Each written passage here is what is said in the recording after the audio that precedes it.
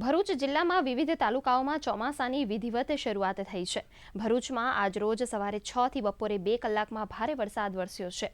ભરૂચ શહેરના પાંચબત્તી, સેવાશ્રમ રોડ, ગાંધી બજાર સહિતના વિસ્તારોમાં પાણી ભરાતા વાહન ચાલકોને ભારે મુશ્કેલીઓનો સામનો કરવો પડી રહ્યો છે।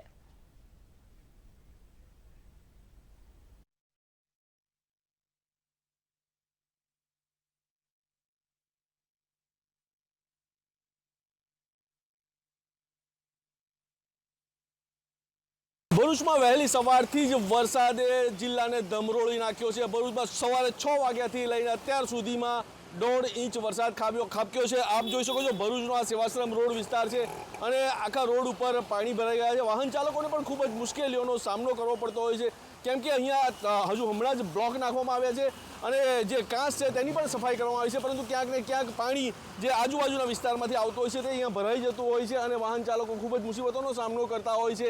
ત્યારે અંકલેશ્વર અને હાંસોટમાં 1-1 ઇંચ વરસાદ છે અને નેત્રંગમાં અને વાલિયામાં 14-14 mm વરસાદ પડ્યો છે। એટલે ભરૂચમાં સાર્વત્રિક વરસાદ તો ન કહી શકાય, પરંતુ વિવિધ તાલુકાઓમાં વરસાદે માઝા મૂકી છે અને ટાઢક પ્રસરી છે। હાલ અત્યારે એમ કહી શકાય કે કાયદેસરના ચોમાસાની શરૂઆત ભરૂચમાં થઈ ગઈ છે। ભરત ચુડાસમા, દૂરદર્શન સમાચાર, ભરૂચ।